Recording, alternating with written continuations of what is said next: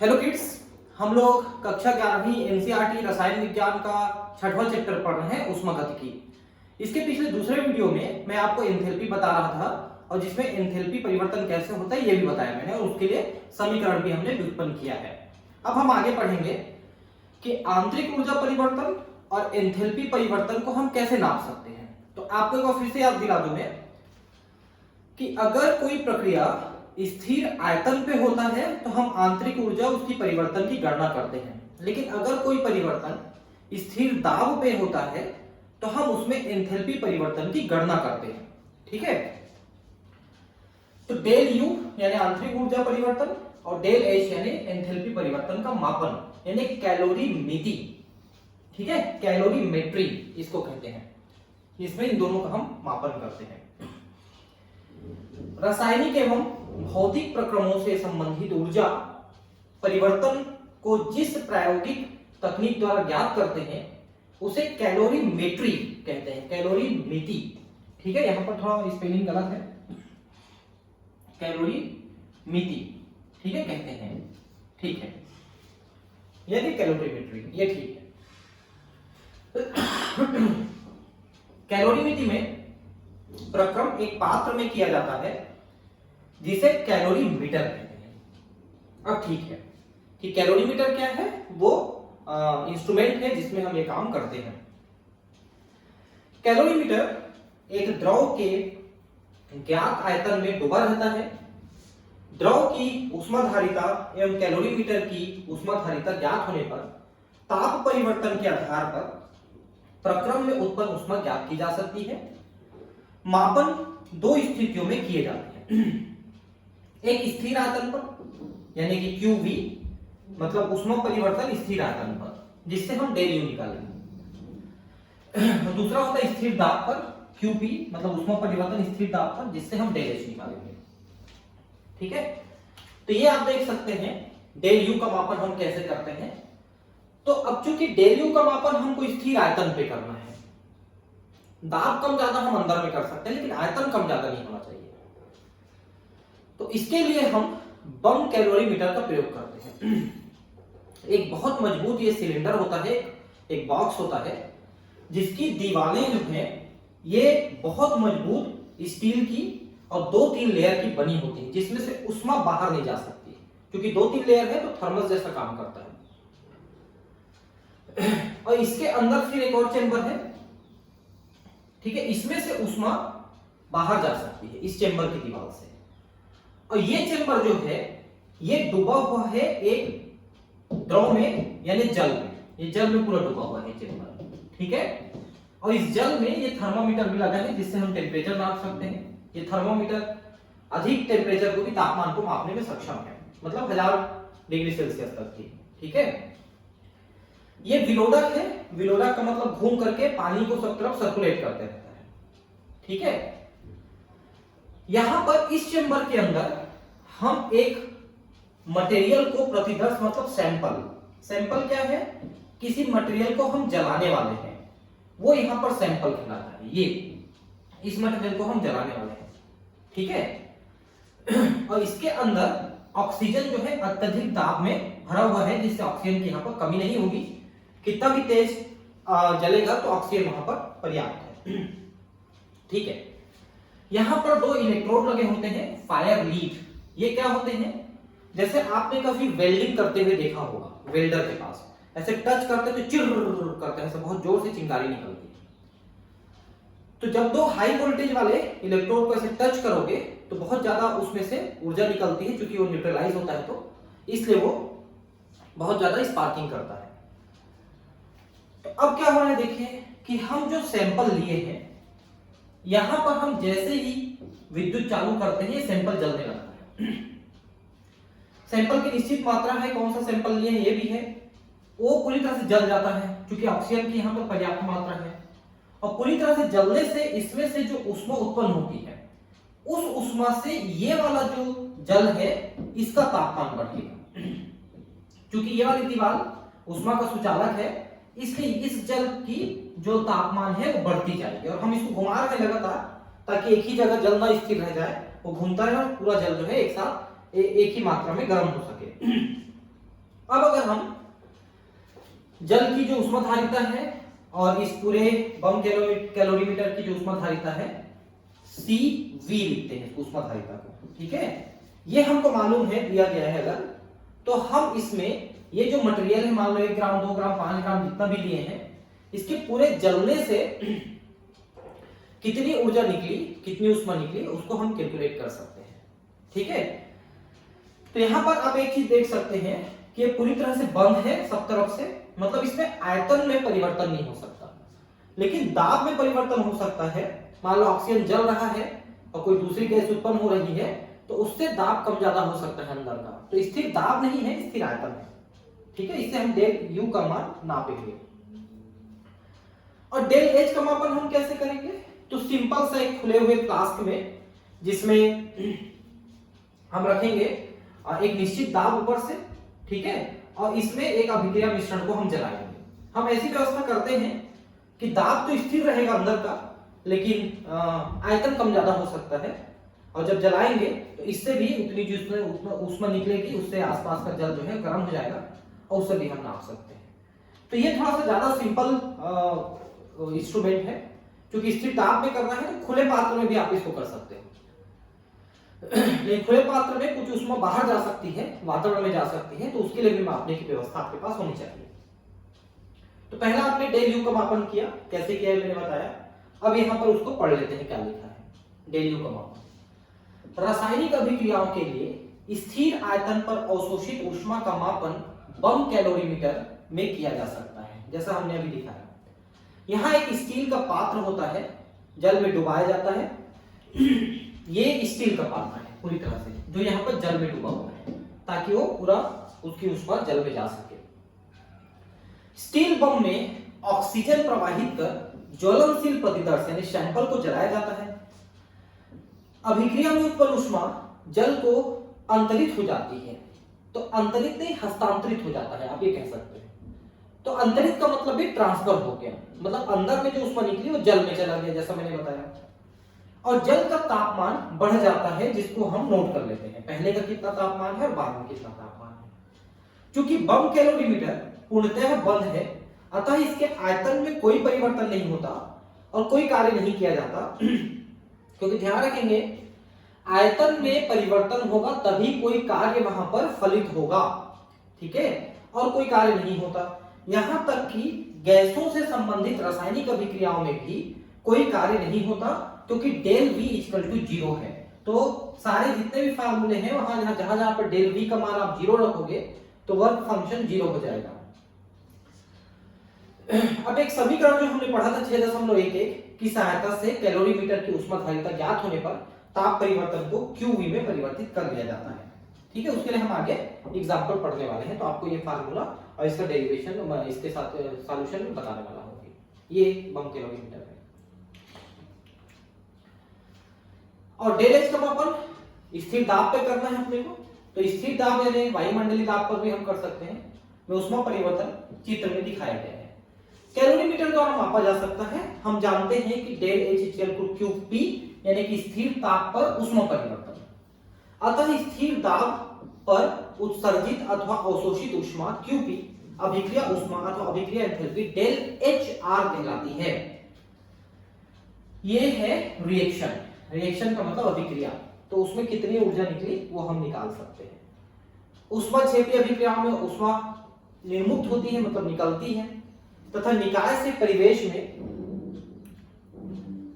परिवेश में ऊष्मा का प्रवाह होता है, ठीक है। इसलिए QP ऋणात्मक होगा तथा डेल HR भी ऋणात्मक होगा। तो ऊष्माक्षेपी में चूंकि ऊर्जा निकल गई, इसलिए उसका मान एंथैल्पी का मान कम हो गया। एंथैल्पी एक प्रकार से आंतरिक ऊर्जा ही है, वो कम हो जाएगा, इसलिए ऋणात्मक है। और ऊष्माशोषी अभिक्रियाओं में ऊष्मा अवशोषित होती है, अतः QP और डेल HR दोनों धनात्मक होंगे। क्योंकि वो अवशोषण कर रहा है ऊष्मा का, ऊर्जा का, इसलिए उसकी आंतरिक ऊर्जा या एंथैल्पी दोनों बढ़ती है, ठीक है, तो धनात्मक में आती है। अब जैसा मैंने कहा था कि हम कैलकुलेशन में देखेंगे इसको, तो ये देखिए उदाहरण आ गया। निम्नलिखित समीकरण के अनुसार 1 ग्राम ग्रेफाइट को ऑक्सीजन की अधिकता में 1 वायुमंडलीय दाब और 298 केल्विन पर बम कैलोरीमीटर में दहन करवाया जाता है। ये देखिए ग्रेफाइट मतलब कार्बन है ना, इसको ऑक्सीजन के प्रेजेंस में दहन करेंगे तो CO2 गैस बनेगी और बहुत सारी जो है एनर्जी यानी ऊष्मा निकलेगी यहाँ पर। ठीक है, उसको हमको कैलकुलेट करना है। अभिक्रिया के दौरान तापमान 298 से 99 केल्विन तक बढ़ता है। यदि 1 कैलोरीमीटर की ऊष्मा धारिता 20.7 किलो जूल पर केल्विन है तो उपरोक्त अभिक्रिया के लिए 1 atm दाब और 298 केल्विन पर एंथैल्पी परिवर्तन कितना होगा। तो आप 1 ग्राम ग्रेफाइट को जलाते हो तो 298 से 299 केल्विन तक ये चढ़ता है टेम्परेचर, मतलब 1 डिग्री टेम्परेचर चढ़ गया। तो अब आपको इसका कैलकुलेशन बताना है। देखिए माना कि अभिक्रिया से प्राप्त ऊष्मा Q और कैलोरीमीटर की ऊष्मा धारिता CV है, क्योंकि यहां पर स्थिर आयतन पे हम पहले निकालेंगे और कैलोरीमीटर द्वारा अवशोषित ऊष्मा कितनी होगी। तो Q equal to CV del T। ठीक है, अब देखिए चूंकि ऊष्मा निकल रही है इसलिए अभिक्रिया से प्राप्त ऊष्मा का मान समान होगा, परंतु चिन्ह ऋणात्मक होगा, क्योंकि निकाय द्वारा प्रदत्त ऊष्मा कैलोरीमीटर द्वारा ग्रहण की गई ऊष्मा के तुल्य होगी। तो माइनस CV और डेल T हम लिखेंगे, माइनस लिखेंगे। और आपको बताया है इसने कि ऊष्मा धारिता, मतलब देखिए ऊष्मा धारिता क्या होगी, जितने उसको मिली उतना वो धारण कर लिया, तो वही वहां पर ऊष्मा धारिता है। तो 20.7 किलो जूल आपको ऊष्मा धारिता मिली है और इनटू ये डेल T यानी ताप में परिवर्तन कितना हुआ, तो 1 डिग्री ताप में परिवर्तन हुआ, 298 से 299 हुआ था, तो 1 हुआ था। तो टोटल जो ऊष्मा परिवर्तन है वो इतना ही हुआ, 20.7 किलो जूल माइनस में, क्योंकि उस मटेरियल से ऊष्मा निकल गई इसलिए वो ऊर्जा कम हो गई। यह ऋणात्मक चिन्ह अभिक्रिया के ऊष्माक्षेपी होने को इंगित करता है। अभी कुछ देर पहले भी हमने ऊष्माक्षेपी के लिए यही पढ़ा था कि ऊष्मा निकल रही है इसलिए वो ऋणात्मक होगी। अतः 1 ग्राम ग्रेफाइट के दहन के लिए del U equal to -20.7 kilo joule पर केल्विन है। ठीक है, और 1 मोल ग्रेफाइट के दहन के लिए देखिए यहां पर आपने 1 ग्राम के लिए आपने निकाला कि इतना मिल रहा है और कार्बन का जो है 12 है परमाणु द्रव्यमान, मतलब इसका मोलर द्रव्यमान 12 है। तो 1 ग्राम से उतना तो 12 ग्राम से कितना, क्योंकि 12 ग्राम का मतलब 1 मोल होगा। ये देखिए 1 मोल ग्रेफाइट के लिए आपको 12 ग्राम लेना पड़ेगा, तो सीधा सीधा इसका 12 से गुणा कर दो तो ये आ जाता है 2.48 into 10 to power 2 kilo joule per mole मतलब 248, सीधा सीधा आपके लिए 248 किलो जूल पर मोल आया। ठीक है, यहां पर डेल NG यानी गैस बराबर 0 है। ठीक है, डेल NG 0 है, गैस 0 है। क्यों 0 है? क्योंकि आपने जितने मोल ऑक्सीजन के लिए उतने ही मोल CO2 के बनाए, इसलिए गैस के मोल बराबर है तो 0 हो गया, मतलब उसमें परिवर्तन 0 हुआ। अब del H minus del U अगर आप करें तो वही अंतर आया कि 2.48 इंटू 10 टू पावर 2 यानी 248 किलो जूल पर मोल, ये आया आपका अंतर दोनों के बीच में। जो ऊर्जा निकली वही उसका अंतर है, सीधा सीधा मतलब। अभिक्रिया के लिए एंथैल्पी परिवर्तन डेल HR अभिक्रिया एंथैल्पी, मतलब यह है कि जब कोई अभिक्रिया हो रही है तो उसमें कितनी एंथैल्पी बढ़ रही है या घट रही है अंदर में। अगर ऊष्मा निकल रही है तो एंथैल्पी माइनस में जाएगी यानी कि डेल H माइनस ऋणात्मक होगी, और अगर ऊर्जा अवशोषित होगी, ऊष्मा शोषित होगी तो उसकी ये एंथैल्पी बढ़ेगी तो डेल H धनात्मक होगी। तो उन्हीं को हम यहाँ पर फिर से एक बार समझेंगे। रासायनिक अभिक्रिया में अभिक्रियक उत्पाद में बदलते हैं, ये तो आप भी पता है कि रिएक्टेंट जो है प्रोडक्ट में बदल जाता है, अभिकारक जो है उत्पाद बनाता है। इस प्रक्रिया को इस प्रकार दर्शाते हैं, अभिक्रियक से उत्पाद। ठीक है, ये तो कोई बड़ी बात नहीं है। अभिक्रिया के दौरान एंथैल्पी परिवर्तन अभिक्रिया एंथैल्पी कहलाती है। भाई अभिक्रिया में ही वो परिवर्तन हो रही है ना, रासायनिक अभिक्रिया में एंथैल्पी परिवर्तन डेल एच आर चिन्ह से दिखाया जाता है। आर का मतलब रिएक्शन। तो ये कितना होगा? तो उत्पादों के अंदर कितनी एंथैल्पी है और अभिक्रियाकों के अंदर कितनी एंथैल्पी थी, उनका अंतर हमको लिखना है। ठीक है, तो देखिए जितने भी उत्पाद आपने लिए उनके पास कितनी एंथैल्पी थी, टोटल सिग्मा मतलब शुरू में कितनी थी रिएक्टेंट की। ठीक है, और प्रोडक्ट की एंथैल्पी नहीं, पहले प्रोडक्ट लेनी पड़ेगी ना। प्रोडक्ट की एंथैल्पी उत्पाद लिखा है, देखिए प्रोडक्ट की एंथैल्पी कितनी है और रिएक्टेंट की एंथैल्पी कितनी थी। मान लो रिएक्टेंट की एंथैल्पी 10 थी और प्रोडक्ट की एंथैल्पी 8 बची, मतलब 2 एंथैल्पी निकल गई, 2 किलो जूल निकल गई। इसलिए यहां पर अभिक्रिया की एंथैल्पी परिवर्तन -2 किलो जूल होगी क्योंकि निकली है। और मान लो ये 8 और ये 10 हो जाए तो मतलब शोषण होगा तो धन 2 हो जाएगा। ठीक है, तो इन फार्मूले को आपको ध्यान रखना है कि सिग्मा आई ए आई एच उत्पाद है minus sigma I B I H अभिक्रिया है। ठीक है, अभिकारक है। अभिक्रिया का अभिक्रियक नहीं लिखना चाहिए, इसको अभिकारक लिखना चाहिए तो आपको ज्यादा समझ में आता है। ठीक है, तो वही अभिकारक है। सिग्मा का मतलब है जोड़, ध्यान रखेंगे। सिग्मा चिन्ह का उपयोग जोड़ने के लिए किया जाता है। A1 तथा B1 संतुलित समीकरण में क्रमशः अभिकारकों और उत्पादों की स्टोइकियोमेट्रिक गुणांक है, मतलब आपने कितने लिए हैं उसका गुणांक है। जैसे आप देखिए यहां पर CH4 plus twice O2 equal to CO2 और ट्वाइस H2O, मतलब मीथेन को आप जलाते हो ऑक्सीजन के प्रेजेंस में तो CO2 और H2O बन रहा है। तो उत्पाद क्या क्या है यहां पर, CO2 और H2O। हम इस फार्मूले में रखते हैं, देखिए फार्मूला क्या है। तो फार्मूला यहां पर है, देखिए ध्यान से, ये इतना हमको उत्पाद है लिखना है, उत्पाद लिखना है। ठीक है, तो देखिए डेल H CO2 का प्लस डेल H ट्वाइस लिखा है हमने H2O का। ये CO2 है और H2O है, यहां पर देखिए CO2 एक है और H2O 2 है। तो CO2 के सामने हमने जो H लिखा है उसमें हमने 1 लिखा है क्योंकि 1 लिखा हुआ है, और यहां पर H2O के सामने जो हमने H लिखा है उसमें 2 लिखा है। ठीक है, और वैसे ही माइनस करके ये जो अभिकारक है CH4 और ट्वाइस O2, तो CH4 के सामने 1 है और O2 के सामने 2 है। ये देखिए CH4 के सामने 1 है और O2 के सामने 2 है, ये देखिए।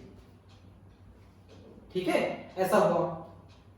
ठीक, अब हम यहां पर HM का मतलब क्या हुआ, ये M का मतलब है मोलर एंथैल्पी। मोलर का मतलब 1 मोल लेते हो तो कितना एंथैल्पी परिवर्तन होगा जलाने से। ठीक है, जैसे यहां पर CH4 का 1 मोल लिया लेकिन ऑक्सीजन के 2 मोल लिया आपने, तो CO2 का 1 मोल बना और पानी के 2 मोल बने, तो हमको मोलर एंथैल्पी लेना है।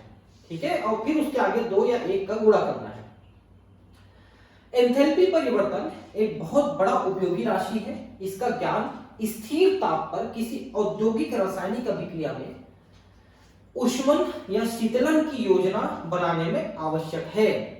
देखिए इंडस्ट्री में 2 चीजें हो सकती हैं, एक तो भट्ठी हो सकता है जिसमें कोई चीज को जला के गर्म करना है आपको, या फिर कोई रेफ्रिजरेटर हो सकता है जैसे कि कोल्ड स्टोरेज में होता है कि हम मशीन चला करके उसको ठंडा करना है। तो किसी रिएक्शन के द्वारा अगर ठंडा करेंगे तो हमको ये भी पता होना चाहिए कि कोई रिएक्शन करके कितना ठंडा करेगा या कितना गर्म करेगा, मतलब उसमें छेपी गर्म करेगा, उसमें कुछ ठंडा करेगा। इसकी आवश्यकता साम्य स्थिरांक की तापीय निर्भरता की गणना करने पर भी पड़ती है। साम्य स्थिरांक का मतलब क्या है, अगर उत्क्रमणीय अभिक्रिया है तो आगे और पीछे का रिएक्शन रेट बराबर हो जाए तो वहां पर एक स्थिरांक हो जाता है साम्य स्थिरांक, तो उसकी तापीय गणना कि उस समय तक वो कितना ताप कम ज्यादा हुआ किया, इसको हमको नापना है। अब है अभिक्रिया की मानक एंथैल्पी। ठीक है, कि अब कोई अभिक्रिया हो रही है तो उसमें कितनी एंथैल्पी परिवर्तन हो रही है, इसको हमको देखना है। किसी रासायनिक अभिक्रिया की एंथैल्पी परिस्थितियों पर निर्भर करती है। अतः यह आवश्यक है कि हम कुछ मानक परिस्थितियों को निर्दिष्ट करें। किन किन परिस्थितियों में एंथैल्पी को हमको नापना है? किसी रासायनिक अभिक्रिया की मानक एंथैल्पी वह एंथैल्पी परिवर्तन है जब अभिक्रिया में भाग लेने वाले सभी पदार्थ अपनी मानक अवस्था में हों। और मानक अवस्था का मतलब क्या है कि हम मान लो उसके 1 मोल ले रहे हैं, उसका तापमान कितना ले रहे हैं, उसका भार, मतलब हर चीज मानक अवस्था में। अभी देखते हैं क्या है। किसी पदार्थ की मानक अवस्था किसी निर्दिष्ट ताप पर उसका वह शुद्ध रूप है जो 298 केल्विन और 1 बार दाब पर पाया जाता है। मतलब ये रूम टेम्परेचर, नॉर्मल टेम्परेचर पे बात कर रहा है। 298 केल्विन मतलब कितना हुआ आपका? हो गया 26 डिग्री के आसपास, ठीक है। और 1 बार तो 26-27 डिग्री जो होते हैं वो नॉर्मल टेम्परेचर माने जाते हैं। उस समय वो किस अवस्था में है? वो पदार्थ की मानक अवस्था है। उदाहरण के लिए द्रव एथेनॉल की मानक अवस्था इतने में शुद्ध द्रव होती है, ठीक है, मतलब एल्कोहल द्रव होती है इतने डिग्री पे, जबकि लोहा ठोस होता है। लोहे की मानक अवस्था 500 केल्विन और 1 बार पर शुद्ध ठोस होती है। 500 केल्विन तक में भी वो ठोस ही रहता है लोहा। 500 केल्विन का मतलब कितना हो गया आपका? करीब करीब 250 डिग्री सेल्सियस तक भी वो ठोस रहेगा, ठीक है, लोहा। आंकड़े प्रायः 298 केल्विन पर लिए जाते हैं क्योंकि ये हमारे रूम टेम्परेचर है। मानक परिस्थितियों को डेल एच पर मूर्धांक सुपर स्क्रिप्ट रखकर व्यक्त किया जाता है, ठीक है। उदाहरण के लिए डेल एच और ये एक चिन्ह जो है इसको सुपर स्क्रिप्ट में लगाया जाता है, मूर्धांक को, ठीक है, ठीक है। अब है प्रावस्था रूपांतरण में एंथैल्पी परिवर्तन। प्रावस्था रूपांतरण क्या है? जैसे मान लो कोई ठोस है वो द्रव में बदल रहा है, द्रव है तो गैस में बदल रहा है, या गैस द्रव में और द्रव ठोस में बदल रहा है, तो ये प्रावस्था परिवर्तन है। तो निश्चित है कि जब कोई प्रावस्था ठोस से द्रव और द्रव से गैस बनाएगी तो उसके एंथैल्पी में बढ़ोतरी होगी, क्योंकि वो ऊष्मा अवशोषित करता है, उसके अंदर की ऊर्जा बढ़ती है, इसलिए उसकी एंथैल्पी बढ़ेगी, तो एंथैल्पी वहां पर धनात्मक होगी। लेकिन अगर गैस से द्रव और ठोस बनाते हो तो निश्चित है उसमें से कुछ ऊष्मा कुछ ऊर्जा निकलती है, इसलिए उसकी एंथैल्पी ऋणात्मक होगी और उसकी एंथैल्पी में कमी आएगी, ठीक है। ये है प्रावस्था परिवर्तन में ऊर्जा परिवर्तन भी होता है। उदाहरण के लिए बर्फ को पिघलाने के लिए ऊष्मा की आवश्यकता होती है। साधारणतया बर्फ का पिघलना स्थिर दाब पर होता है क्योंकि हम खुले में करते हैं, तथा प्रावस्था परिवर्तन होते समय ताप स्थिर रहता है। ये देखिए H2O सॉलिड यानी बर्फ, ये द्रव में बदला, ठीक है। तो यहां पर हुआ डेल एच फ्यूजन। फ्यूजन का मतलब होता है पिघलना, 6 किलो जूल पर मोल। तो अगर 6 किलो जूल देते हो तो 1 मोल बर्फ, 1 मोल बर्फ मतलब 18 ग्राम बर्फ। कैसे निकाला 18 ग्राम? ये हाइड्रोजन का हो गया 2 ग्राम और 16 ग्राम हो गया ऑक्सीजन, उनका जो मोलर द्रव्यमान है ना। तो 18 ग्राम अगर आप बर्फ को पानी में बदलते हो तो उसके लिए आपको 6 किलो जूल ऊर्जा की आवश्यकता होगी, ये कहना है इसका। यहां पर डेल एच फ्यूजन मानक अवस्था में गलन एंथैल्पी है। यदि जल बर्फ में बदलता है तो इसके विपरीत प्रक्रम होती है तथा उतनी ही मात्रा में ऊष्मा परिवेश में चली जाती है। तो अगर आपने बर्फ को पानी में बदला तो इतनी ऊष्मा वो परिवेश से लेकर के बदली है, मतलब उसकी ऊर्जा इतनी बढ़ी। लेकिन अगर पानी को बर्फ बनाते हो तो इतनी ऊर्जा वो परिवेश को दे करके ये बर्फ बनाएंगे, इसीलिए फ्रिज को काम करना पड़ता है इसके लिए, ठीक है। प्रति मोल ठोस पदार्थ के गलन में होने वाले एंथैल्पी परिवर्तन को पदार्थ की गलन एंथैल्पी या मोलर गलन एंथैल्पी यानी डेल एच फ्यूजन कहा जाता है। तो उसको ठोस को द्रव में बदलने के लिए 1 मोल को कितनी ऊर्जा चाहिए, कितनी ऊष्मा चाहिए, वो उसकी गलन एंथैल्पी है, उसकी डेल एच फ्यूजन है, एंथैल्पी फ्यूजन। ठोस का गलन उष्माशोषी होता है, क्योंकि किसी भी ठोस को आप ऊर्जा देते हो तो उसको अवशोषित करके द्रव में बदलती है।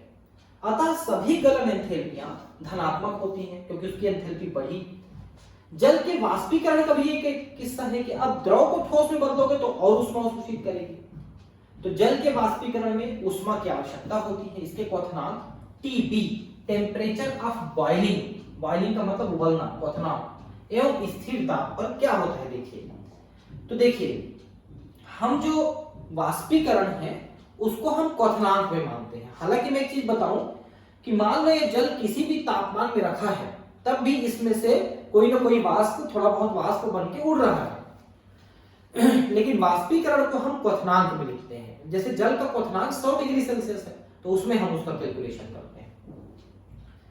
तो H2O लिक्विड है, ये जब गैस बनेगा तो डेल H वेपोराइजेशन, वेपर मतलब वाष्प, तो एंथैल्पी परिवर्तन वाष्पीकरण है वेपोराइजेशन के लिए कितनी जरूरत है, तो 40.79 किलो जूल पर मोल।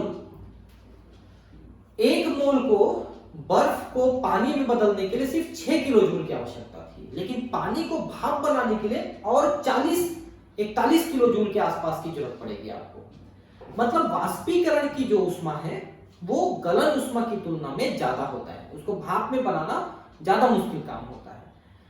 इसीलिए किसी लोहे को आप पिघलाना चाहोगे 500 केल्विन यानी कि 200 डिग्री तक उसको गर्म करोगे तो पिघल जाएगा और द्रव लोहा बन जाएगा वो। लेकिन अब उस द्रव लोहे को भाप बनाना चाहोगे तो आपको कई हजार डिग्री सेल्सियस तक उसको गर्म करके बहुत ज्यादा उष्मा देनी पड़ेगी, तो वो भाप बनेगा, जो कि संभव भी नहीं हो पाता है जल्दी से। तो डेल एच वेपोराइजेशन यानी वाष्पीकरण की मानक एंथैल्पी है। तो डेल मतलब टी फ्यूजन और टी बॉइलिंग क्रमशः गलनांक एवं क्वथनांक है। तो गलनांक कितना मानते हैं, पानी का गलनांक 0 डिग्री सेल्सियस मानते हैं, यानी 273 केल्विन। ठीक है, ये गलनांक है, फ्यूजन, टेम्परेचर ऑफ फ्यूजन गलनांक। और टेम्परेचर ऑफ बॉइलिंग मतलब उबलांक, बॉइलिंग मतलब उबलांक यानी क्वथनांक, ये 100 डिग्री सेल्सियस है, यानी 373 केल्विन है पानी के लिए।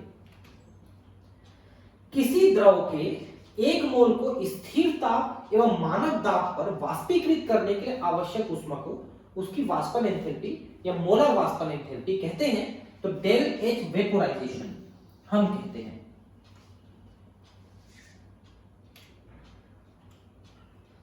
तो गलन एवं वाष्पन के लिए मानक एंथैल्पी परिवर्तन कुछ पदार्थों का दिया हुआ है।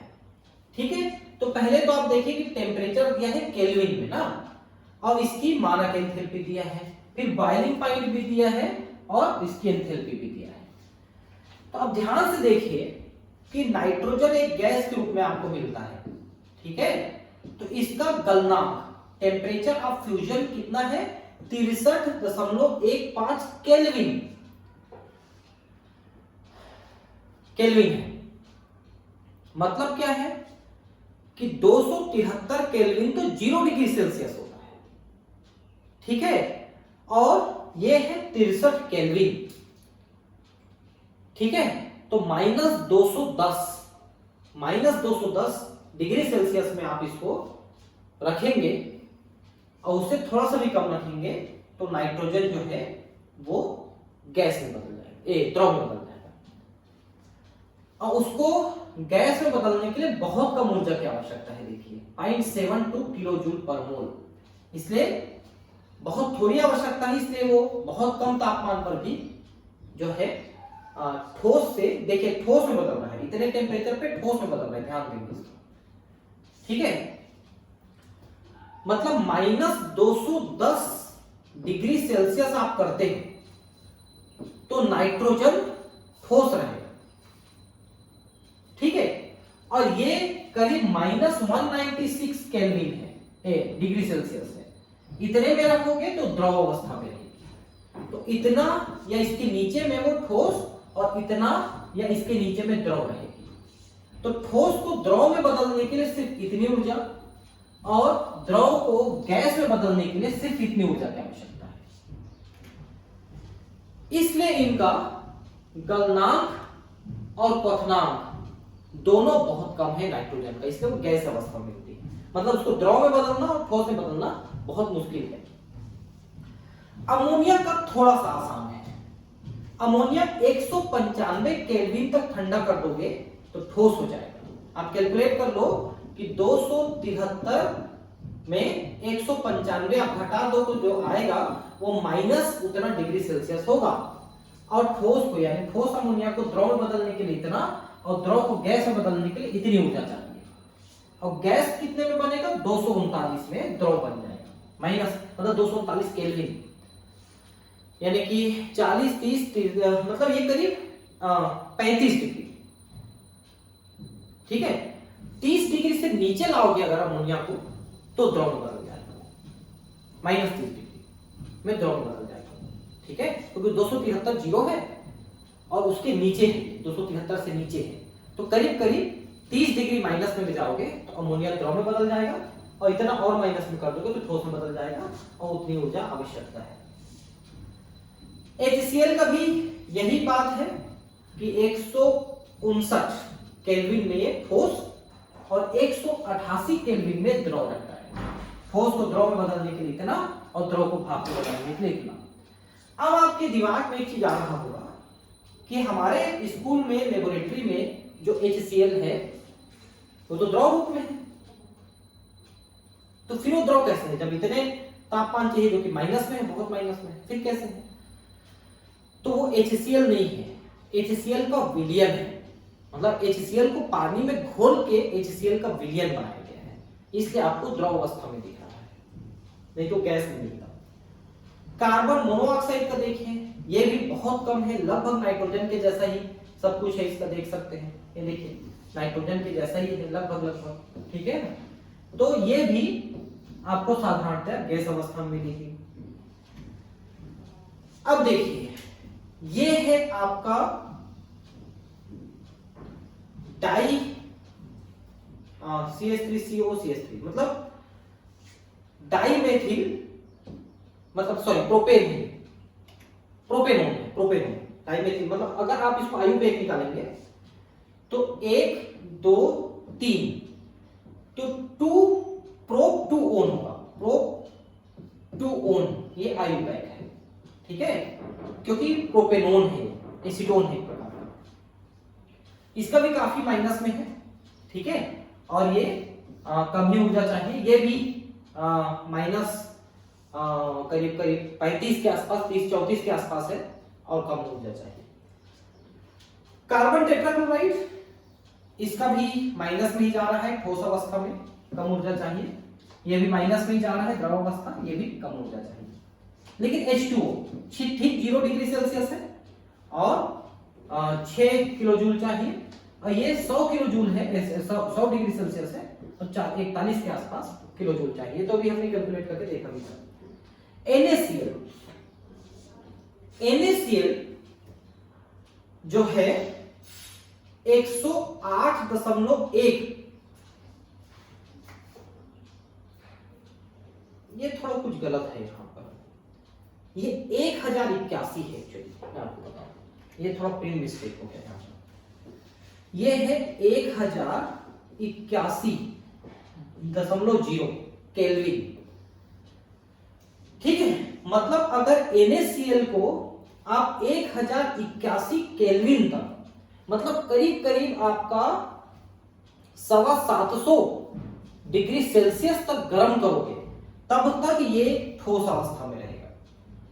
और अगर आप इसको 1665 केल्विन यानी करीब करीब आपको 1450 के आसपास, 1400 के आसपास सेल्सियस में गर्म करना पड़ेगा तो भाप में बनेगा ये। ठीक है, उतना ज्यादा टेम्परेचर तक गर्म करना पड़ेगा। C6H6 बेंजीन, इसका जो है 278 है। ठीक है, 278 केल्विन ये ठीक है, और 353 केल्विन ये भी ठीक है। तो मतलब ये बेंजीन जो है 0 डिग्री में से 5 डिग्री पर, 6 डिग्री पर, 5.5-6 डिग्री तक भी ये ठोस रहेगा। और द्रव को अगर आप गर्म करोगे तो करीब करीब 80 डिग्री तक ये द्रव रहेगा, उसके बाद ये भाप बन जाएगा बेंजीन। ठीक है ना। तो काफी ज्यादा आपको चाहिए NaCl के लिए, H2O के लिए, ये लोग इसीलिए ठोस और द्रव अवस्था में आपको मिलते हैं। तो टेम्परेचर आपने देखा कि गलने के लिए यानी ठोस से द्रव में बदलने के लिए कितना तापमान और कितनी ऊर्जा चाहिए, फिर उसको द्रव को गैस में बदलने के लिए आपको कितनी ऊर्जा चाहिए, ये आपने लिखा। यहाँ पर भी प्रिंट मिस्टेक है, ये जो सुपर स्क्रिप्ट है वो ये यहाँ पर भी सुपर स्क्रिप्ट ऐसा लगेगा, वो थोड़ा सा गलत छप गया है। ऊर्ध्वपातन क्या है? जैसे आप कपूर को खुला छोड़ देते हो तो लिक्विड बनते हुए नहीं दिखता, सीधा गैस में उड़ जाता है। तो ऐसे ठोस जो ठोस से सीधे गैस बन जाते हैं, वो द्रव अवस्था में आए बिना भी गैस बन जाते हैं, उसे ऊर्ध्वपातन कहते हैं। ठीक है। ऊर्ध्वपातन में ठोस सीधे ही गैस में बदल जाता है। ठोस कार्बन डाइऑक्साइड या शुष्क बर्फ, dry ice, del S sublimation. Sublimation का मतलब ऊर्ध्वपातन, ये बहुत कम है, 25.2 किलो जूल के साथ 195 केल्विन पर ऊर्ध्वपातित हो जाता है। अगर कार्बन डाइऑक्साइड को 195 केल्विन और अधिक दाब के साथ रखते हो तो वो सीधे ठोस में बदल जाता है गैस से। ठीक है। और जैसे ही उसको खुला छोड़ते हो तो सीधे वो गैस बन जाता है, मतलब द्रव में नहीं बदलता, द्रव CO2 आपको नहीं मिलेगा, ऊर्ध्वपातित हो जाता है। नेप्थलीन क्या है पता है? आप अगर आपके घर में देखे होंगे तो आपकी माता जी से डामर गोली बोल के लाती होगी, डामर गोली इतना बड़ा, उसको जहां जहां चूहे आते हैं, कीड़े आते हैं, वहां रख देते हैं, थोड़ा स्मेल भी आता है उससे, उसको नेप्थलीन कहते हैं। धीरे धीरे ऊर्ध्वपातित हो जाता है। इसलिए आप देखना कि आज आपने रखा इतना बड़ा गोला, 15 दिन बाद आप देखेंगे तो छोटा हो जाएगा और 20-25 दिन में गायब हो जाएगा। तो इसका भी सब्लिमेशन जो है 73 किलो जूल पर मोल है। ठीक है। और वो सीधे ऊर्ध्वपातित हो जाता है। किसी ठोस के एक मोल को स्थिर ताप एवं मानक ताप एक ताप और ऊर्ध्वपातन में होने वाली एंथैल्पी परिवर्तन को उनकी मानक ऊर्ध्वपातन एंथैल्पी कहते हैं। तो इतना समझने के बाद भी हम डेफिनेशन क्यों लिखते हैं पता है? क्योंकि आपको क्वेश्चन आंसर में यही आता है, डेफिनेशन लिखना आता है। या फिर नीट में कैसा आएगा?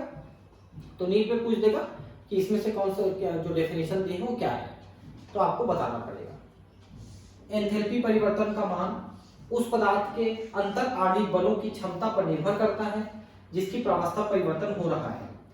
अगर उनके बीच के अणुओं का जो बल है वो ज्यादा है तो ऊर्ध्वपातन करने में उसको देरी लगेगा, और ताकत अगर कम है तो ऊर्ध्वपातन जल्दी हो जाएगा, बल ज्यादा है तो देरी लगेगा। उदाहरण के लिए जल के अणुओं के मध्य उपस्थित प्रबल हाइड्रोजन बंध इसकी द्रव अवस्था में जल के अणुओं को प्रबलता से बांधे रखता है।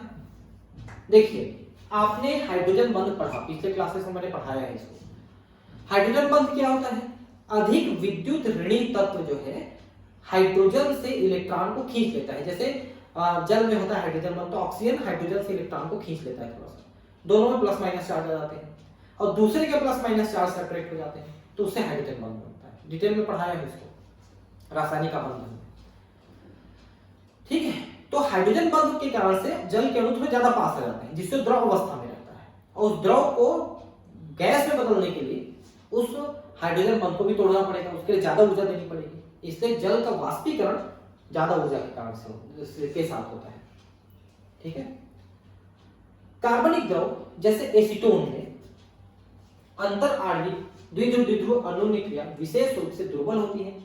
इस प्रकार एक मोल के वाष्पीकरण में जल के एक मोल को वाष्पीकृत होने की अपेक्षा कम ऊष्मा की आवश्यकता होती है। कुल मिलाकर यह है कि एसीटोन में ऐसा कोई हाइड्रोजन बंध नहीं है, कोई और इस तरह का बल नहीं है जो दोनों को बांध के रखे। इसलिए एसीटोन को भाप बनाना और जल को भाप बनाने में बहुत अंतर है। जल को भाप बनाने के लिए आपको ज्यादा ऊर्जा लगेगी, एसीटोन को भाप बनाने के लिए आपको कम ऊर्जा लगेगी। ठीक है। सारणी में कुछ पदार्थों की गलन एवं वाष्पीकरण की मानक एंथैल्पी दी गई है, तो वो भी हमने अभी देख लिया सारणी को कि कैसे वहां पर दिया हुआ है। उदाहरण, एक ताल से यानी तालाब से निकला तैराक करीब 18 ग्राम पानी की परत से ढका है या गीला है, यानी 1 मोल जल उसके शरीर में चिपका है। इस पानी को 298 केल्विन पर वाष्पित होने के लिए कितनी ऊर्जा की आवश्यकता होगी? तो 41 किलो जूल की आवश्यकता होगी। आपने पढ़ा ना कि 1 मोल, देखिए लेकिन वो 373 केल्विन पे था, यहां पर 218 केल्विन लिख रहा है। ठीक है। और इसमें कितनी आंतरिक ऊर्जा की परिवर्तन होगी इसकी भी गणना आपको करनी है। देखिए जल के लिए 298 केल्विन पर जो वाष्पीकरण ऊर्जा है वो 44 है, ठीक है। जबकि 373 केल्विन पर आपने देखा था जल का वाष्पीकरण जो होता है वो करीब करीब 41 पर हो रहा है, 41 किलो जूल की आवश्यकता है। तो ये जल लिक्विड से गैस बन रहा है। 18 ग्राम H2O में 1 मोल की ही संख्या है, अतः इसका वाष्पीकरण के लिए 44 किलो जूल की आवश्यकता होगी, क्योंकि ये 298 केल्विन लिख रहा है। अगर 373 केल्विन लिखता तो 40.79 आपने पढ़ा भी उतने किलो जूल की आवश्यकता पड़ती। यह मानते हैं कि वाष्प आदर्श गैस के समान व्यवहार करती है, तब हम इतना कैलकुलेट कर रहे हैं। तो 44.01 298 केल्विन पर, 273 केल्विन 373 केल्विन पे अलग था। अब इसकी आंतरिक ऊर्जा परिवर्तन को हम कैसे कैलकुलेट करेंगे? तो कितना आपका डेल यू है, डेल एच कितना लगा, और गैस कितना, गैस के मोलों में कितना परिवर्तन हुआ, और आरटी। 1 मोल वाष्प के लिए जो ऊर्जा की आवश्यकता थी, एंथैल्पी परिवर्तन हुआ वो 44.1 किलो जूल का, और ये धनात्मक रहेगा क्योंकि उसने अवशोषित किया है। तो डेल एच हो गया 44। अब देखिए कि गैस के मोलों में कितना परिवर्तन हुआ।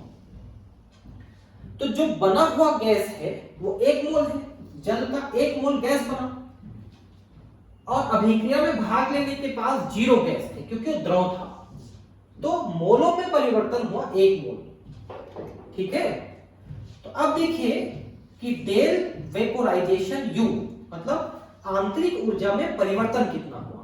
तो आप इस फार्मूले में रखिए del H vaporisation, del M G और आर टी।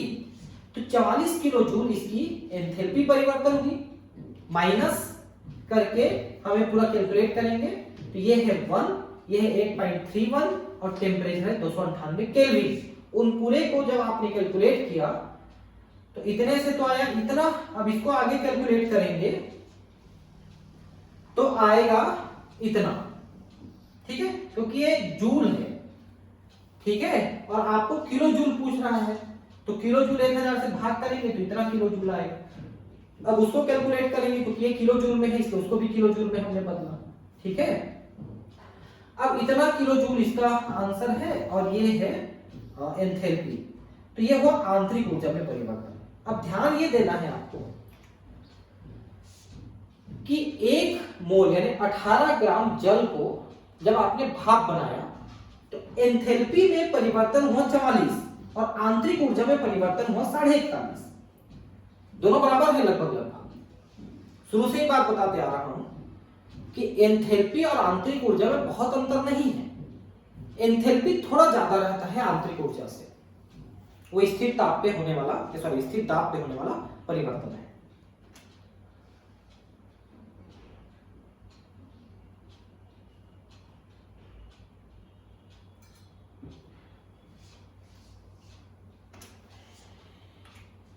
उदाहरण 6.8 जल वाष्प को आदर्श गैस मानते हुए गणना करें कि 100 डिग्री सेल्सियस यानी अब आ गया 373 केल्विन, एक बार दाब 1 मोल जल वाष्प को 0 डिग्री ताप की बर्फ में बदलने में आंतरिक ऊर्जा में कितना परिवर्तन होगा।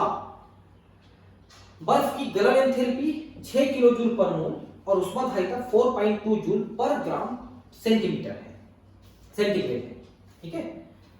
तो अब परिवर्तन सिंपल सा है कि गैस है वो जो है लिक्विड में बदलेगा पहले, ठीक है। 1 मोल H2O गैस है वो 1 मोल H2O लिक्विड में बदलेगा और फिर वो ठोस में बदलेगा। तो एंथैल्पी परिवर्तन होगा, पहले लिक्विड में बदला तो, और दूसरा एंथैल्पी होगा कि जब लिक्विड से हम इसको ठोस में बदलेंगे। मतलब 2 स्टेप में बताना है। भाप को पहले पानी यानी जल बनाया, द्रव, फिर द्रव को ठोस में बदला। तो 2 बार हमको एंथैल्पी परिवर्तन यहां पर नोट करना है, पहला H1 है दूसरा H2, ठीक है।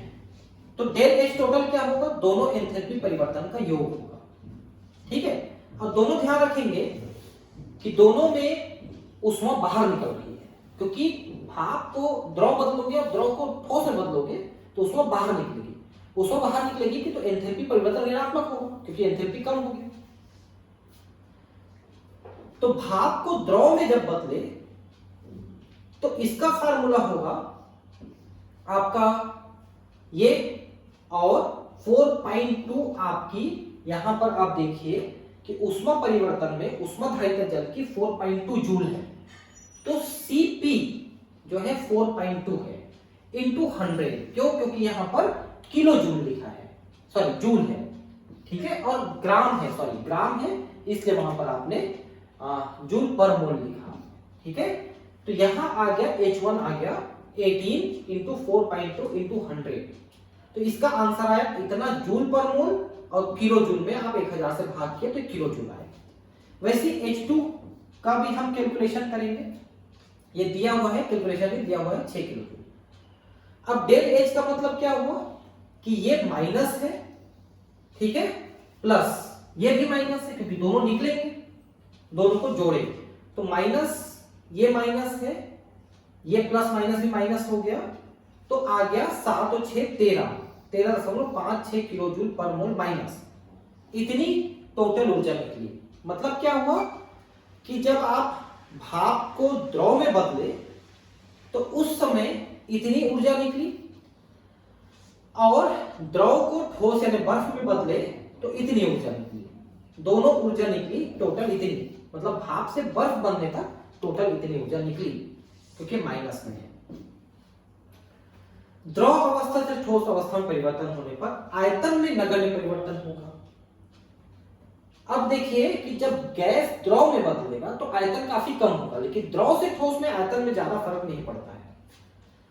तो डेल V लगभग 0 है, तो P डेल V भी 0 हो जाएगा, और इसका मान होता है डेल nRT 0, ये भी 0 हो, मतलब ये दोनों मिलकर 0 हो गए। तो del U equal to del H, मतलब ये है कि इसमें जो दूसरा भाग है कि 0 डिग्री में बर्फ में जल वाष्प को बर्फ में बदलने पर आंतरिक ऊर्जा में कितनी परिवर्तन होगी, ये वाला जो है यहां पर आंतरिक ऊर्जा में परिवर्तन जो होगी वो लगभग आपके एंथैल्पी परिवर्तन के बराबर ही होगी। तो आंतरिक ऊर्जा इतनी कम हो गई, एंथैल्पी भी इतनी कम हो गई और आंतरिक ऊर्जा भी इतनी कम हो गई, ठीक है, क्योंकि द्रव से ठोस बदलने में कोई संपीड़न ज्यादा नहीं होता है। मानक विरचन एंथैल्पी डेल H फॉर्मेशन। देखिए विरचन का मतलब क्या होता है, बनना। जब कोई पदार्थ अपने तत्वों से, अपने परमाणुओं से मिलकर बनता है, जैसे मान लो आप H2O की बात करोगे, तो H2O कैसे बना हुआ है, तो 2 हाइड्रोजन या ऑक्सीजन मिलकर बना है। तो ये 2 हाइड्रोजन और 1 ऑक्सीजन जब मिलेंगे तो उसमें कितनी एंथैल्पी निकलेगी या अंदर जाएगी, कितनी ऊर्जा परिवर्तन होगी, एंथैल्पी परिवर्तन होगी, उसी को विरचन की एंथैल्पी, विरचन का मतलब बनना, फॉर्मेशन। तो डेल H फॉर्मेशन है, ये फ्यूजन नहीं, फॉर्मेशन है, ध्यान रखेंगे। किसी यौगिक के एक मोल को उसके ही तत्वों जो अपने सबसे स्थायी रूपों में लिए गए हों, ऐसे रूप को संदर्भ अवस्था भी कहते हैं, में से विरचित करने पर होने वाले मानक एंथैल्पी परिवर्तन को उसकी मानक मोलर विरचन एंथैल्पी डेल H फॉर्मेशन कहा जाता है। अब यहां पर एक चीज और लिखा है कि जो अपने सबसे स्थायी रूपों में लिए गए हैं, जैसे जल है तो जल अपने सबसे स्थायी रूप में द्रव अवस्था में रहता है, तो जल को द्रव में बनाने के लिए H2O को मिलाकर के कितनी ऊर्जा, ये है, उसको ठोस या द्रव से भाप में बनाने की बाद में बात करें। मतलब अपने स्थायी, जो सबसे ज्यादा स्थायी अवस्था मिलता है, उसको बनाने में कितनी ऊर्जा कम ज्यादा हुई। जहां F यानी कि फॉर्मेशन बताता है कि संबंधित यौगिक का एक मोल उसके तत्वों जो अपने सबसे स्थायी रूप में है से प्राप्त किया जाता है। तो एक मोल बनाने के लिए कितनी ऊर्जा निकली या अवशोषित हुई। नीचे कुछ अभिक्रियाएं उनकी मानक विरचन मोलर एंथैल्पी के साथ ही दी गई हैं। देखिए हाइड्रोजन है 2, ठीक है, और हाफ ऑक्सीजन है। ये बनाया H2O लिक्विड अवस्था में, सबसे स्थायी अवस्था में है, इसलिए इसको लेना है। इसकी डेल एच फॉर्मेशन है -285.8 किलो जूल पर मोल, मतलब इतनी ऊर्जा निकलेगी। समझ रहे हैं, हाइड्रोजन और ऑक्सीजन मिलेंगे तो इतनी ऊर्जा निकलेगी, क्योंकि माइनस में है। और इस ऊर्जा का प्रयोग हम गाड़ियों को चलाने के लिए, मशीनों को चलाने के लिए कर सकते हैं। तो आगे चल के जो गाड़ियां और मशीन चलने वाली हैं वो हाइड्रोजन ऑक्सीजन से चलने वाली है। ठीक है, एक सिलेंडर में हाइड्रोजन, एक सिलेंडर में ऑक्सीजन भर के गाड़ी में लगा देंगे और वो जाके मशीन में जलेगा तो उससे बहुत ऊष्मा निकलेगी और बनेगा क्या, जल। ये देखिए जल बनेगा, जो कि प्रदूषण है ही। तो इसके दो फायदे हैं, एक तो कम खर्च में गाड़ी चलेगी, क्योंकि हाइड्रोजन ऑक्सीजन का खर्चा कम है फिलहाल पेट्रोल से, और भी कम खर्चा होने वाला है फ्यूचर में। दूसरा कि उस इंजन की ताकत बहुत ज्यादा रहेगी, क्योंकि इसमें बहुत ऊर्जा निकल रही, तो ऊर्जा बहुत ज्यादा ताकत रहेगी, तो छोटे इंजन से भी बड़ी गाड़ियों को चलाया जा सकता है।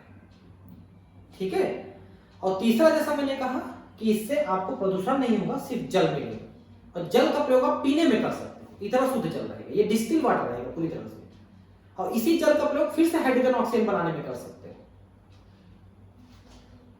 तो मैंने पहले की भी किसी क्लास में आपको बताया है कि आज 2020 है, पता नहीं आप ये वीडियो कब देख रहे हो, इसी साल देख रहे हो या आगे किसी सालों में देख रहे हो।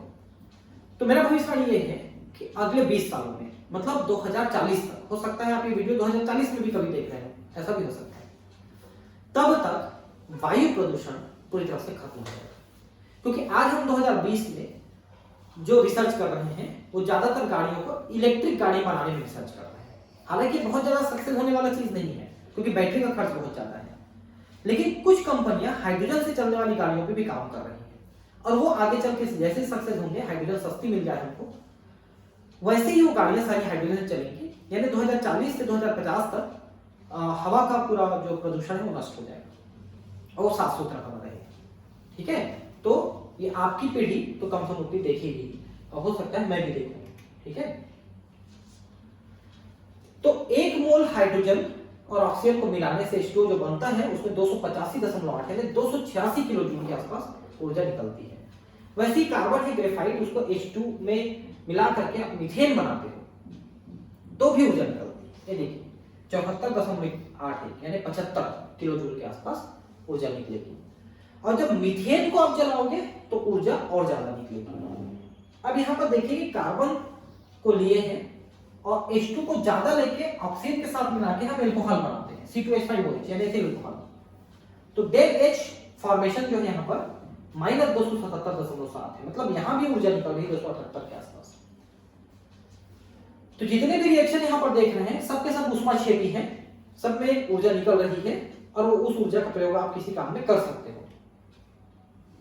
ठीक है, तो ये मीथेन बनते समय भी ऊर्जा निकली, और मीथेन को अगर आप ऑक्सीजन के प्रेजेंस में जलाओगे और CO2 H2O बनेगा, वहां पर भी अत्यधिक ऊष्मा निकलती है। इसीलिए बायोगैस जो होता है, गोबर गैस, उससे आपको काफी ऊर्जा निकलती है, उसको जब आप चूल्हे में जलाते हैं। उसमें मीथेन रहता है 65%। यहां यह समझना महत्वपूर्ण है कि मानक विरचन एंथैल्पी यानी कि बनने की enthalpy del H formation, del R formation, del reaction H की एक विशेष स्थिति है। तो अभी आपने कुछ देर पहले रिएक्शन की एंथैल्पी पढ़ा कि कोई रिएक्शन होता है तो उसमें एंथैल्पी परिवर्तन कितना होता है। तो अभी भी आपने देखा कि H2O का बनना या CH4 का बनना या और किसी चीज का बनना, वो भी तो रिएक्शन ही हो रहा है। तो एक प्रकार से फॉर्मेशन की जो एंथैल्पी है वो रिएक्शन के एंथैल्पी के जैसा ही है। ठीक है, लेकिन अंतर सिर्फ इतना है कि हम इसमें सिर्फ 1 मोल ले रहे हैं, इसमें हम सिर्फ 1 मोल लेंगे, इसमें हम 1 से ज्यादा मोल का भी कैलकुलेशन करते हैं। जैसे उपरोक्त 3 अभिक्रियाओं में जल, मीथेन, इथेनॉल में प्रत्येक का 1 मोल बन रहा है। ये देखिए कैल्शियम ऑक्साइड को CO2 के साथ जलाओगे, यानी कि चूने को CO2 में जलाओगे तो कैल्शियम कार्बोनेट बनता है, और इसका del H reaction -178.3 kilo joule mole है। का मतलब ये भी है कि कैल्शियम कार्बोनेट का बनना, विरचन भी 178 किलो जूल माइनस में है। इसके विपरीत ऊष्मक्षेपीय अभिक्रिया में एंथैल्पी परिवर्तन, देखिए यहां पर ध्यान रखेंगे कि एंथैल्पी परिवर्तन डेल H माइनस में है, मतलब इसमें ऊष्मा निकल रही है। ऊष्मक्षेपीय अभिक्रिया में एंथैल्पी परिवर्तन कैल्शियम कार्बोनेट की विरचन एंथैल्पी नहीं है, क्योंकि इसमें कैल्शियम कार्बोनेट अपने तत्वों से न बनकर दूसरे यौगिक से बना है। यहां पर थोड़ा सा आप ध्यान रखेंगे कि कैल्शियम कार्बोनेट में तीन चीजें हैं, एक कैल्शियम है, कार्बन है, ऑक्सीजन है। हम इसका निर्माण calcium plus carbon plus 3 oxygen को मिला के नहीं किए हैं, हम इसमें दूसरे चीजों को मिला के कैल्शियम कार्बोनेट बनाए हैं। तो ये रिएक्शन की एंथैल्पी तो है, लेकिन इसकी विरचन की एंथैल्पी नहीं है। क्योंकि विरचन की एंथैल्पी कब बोलते हैं, जब एक कैल्शियम से, कार्बन से और ऑक्सीजन से मिल के बनता, तो विरचन की एंथैल्पी होगी। लेकिन अब ये रिएक्शन की एंथैल्पी है, तो किसी रिएक्शन में भले ये बन गया, उसमें ये परिवर्तन आपको देखने को मिल रहा है। ठीक है, निम्नलिखित अभिक्रिया के लिए भी एंथैल्पी परिवर्तन HBr गैस की मानक एंथैल्पी विरचन एंथैल्पी HF नहीं है। ये देखिए, अब भले ही यहां पर हमने HBr बनाया है, लेकिन HBr में हम H और Br को लेते तब ये विरचन एंथैल्पी होता। हम यहां पर H2 और Br को लिए हैं, H2 और Br2 को लिए हैं, इसलिए विरचन एंथैल्पी नहीं है, ये रिएक्शन एंथैल्पी है। ठीक है, हाँ ये अलग बात है कि अगर आप इसमें फॉर्मेशन एंथैल्पी निकालना चाहोगे तो इसका आधा कर दोगे तो फॉर्मेशन एंथैल्पी निकल जाए, मतलब करीब करीब 36, 37, 36.5 के आसपास। ठीक है, 36.4 किलो जूल कहोगे तो फॉर्मेशन एंथैल्पी निकलेगी, क्योंकि यहां पर दो H2 से मिलकर बना है। ये देखिए, तो डेल H रिएक्शन जो है 2 डेल H फॉर्मेशन के बराबर है, मतलब इसका आधा डेल H फॉर्मेशन होगा। संतुलित समीकरण में समस्त गुणांकों को 2 से विभाजित कर HBr की विरचन एंथैल्पी के लिए समीकरण इस प्रकार लिखा जा सकता है।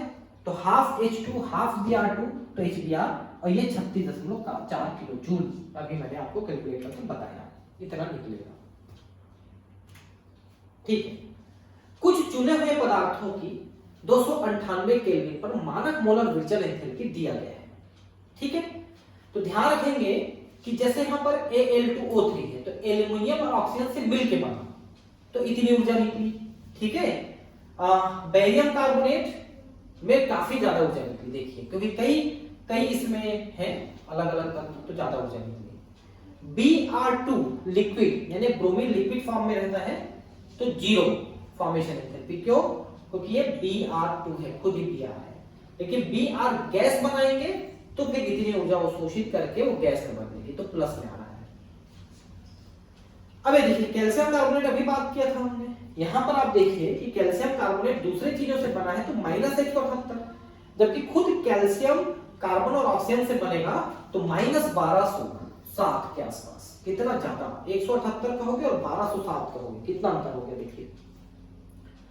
हीरा है तो +189, ग्रेफाइट है तो 0 इसकी मानक एंथैल्पी, कैल्शियम ऑक्साइड है -635, मीथेन है -74.81 यानी 75 के आसपास, C2H4 यानी ethylene gas -238.86, methyl alcohol -277.69, ethyl alcohol ये है 1 2 3 4, ठीक है, ये है। ठीक है, और ये सब होते जा रहे हैं, आप देख सकते हैं, आप सबको देख लीजिए। अब इतने सारे को यहाँ पर लेक्चर में बोलना पॉसिबल नहीं है। NaCl का देख लीजिए, NaCl का भी काफी ज्यादा है, ऊर्जा निकल रही है। NaF का उससे ज्यादा है, क्योंकि इनकी आयनिक क्षमता ज्यादा है। NaBr की थोड़ी कम हो जाएगी, ठीक है, NaI की और कम हो जाएगी, NH3 की थोड़ी और कम। हाँ, NO गैस बनाने के लिए आपको उसको ऊष्मा देनी पड़ेगी, ठीक है, NO2 के लिए थोड़ी कम, PCl3 ऊर्जा देगी, लेगी नहीं। इस टाइप की चीजों को आप देखते जाइए और इसका याद रखें कुछ वैल्यू। ठीक है। कुछ पदार्थों की 298 केल्विन मानक मोलर विचलन एंथैल्पी डेलेज फॉर्मेशन 6.2 में दी गई है। ये देखिए 6.2 में आपने देख लिया, ठीक है। परिपाटी के अनुसार एक तत्व के सबसे अधिक स्थायित्व की अवस्था में, जिसको संदर्भ अवस्था कहते हैं, मानक विचलन एंथैल्पी का मान 0 लिया जाता है, ठीक है। मतलब ये है कि तत्व का जो सबसे स्थायी अवस्था है उसकी मानक एंथैल्पी 0 मान ली जाती है। मान लीजिए कि आप एक केमिकल इंजीनियर हैं और जानना चाहते हैं कि यदि सारे पदार्थ अपनी मानक अवस्था में हैं तो कैल्शियम कार्बोनेट को चूना एवं कार्बन डाइऑक्साइड में विघटित करने के लिए कितनी ऊष्मा चाहिए। तो अभी आपने देखा था कि इन दोनों को मिलाए थे तो 178 किलो जूल निकली थी ये बनने के लिए, ठीक है।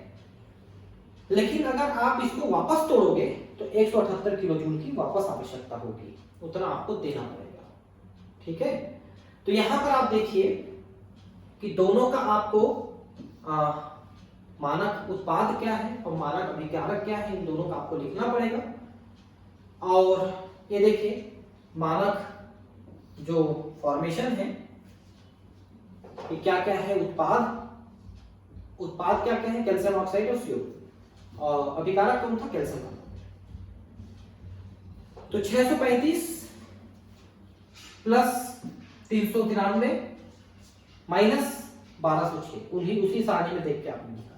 तो देखिए 178 किलो जूल प्लस, मैंने पहले ही बता दिया कि इतनी ऊष्मा आपको देनी पड़ेगी तब जाके कैल्शियम कार्बोनेट, कैल्शियम ऑक्साइड और CO2 में टूटेगा, ऊष्मा शोष की विक्रिया है, ठीक है।